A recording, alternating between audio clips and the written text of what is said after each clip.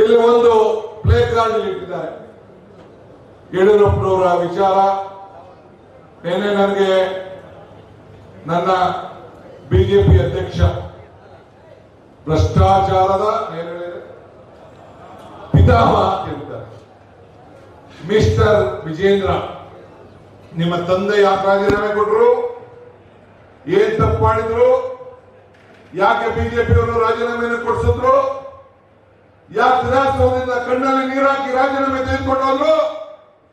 ಇದನ್ನ ನೀನು ಹೇಳ್ಬೇಕು.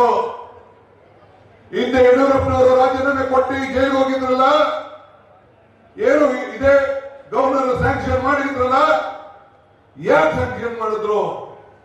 ಯಾರು ಯಡಿಯೂರಪ್ಪನವರು ಜೈಲಿಗೆ ಹೋಗಕ್ಕೆ ಕಾರಣಕರ್ತರಾದಂತಹ ಜನತಾದಳದವರು? ಅದಕ್ಕೂ ಕೂಡ ನೀವು ಉತ್ತರವನ್ನು ಕೊಡಬೇಕು. ಬಿಜೆಪಿಯವರು ಪಾದಯಾತ್ರೆ ಮಾಡೋದಲ್ಲ.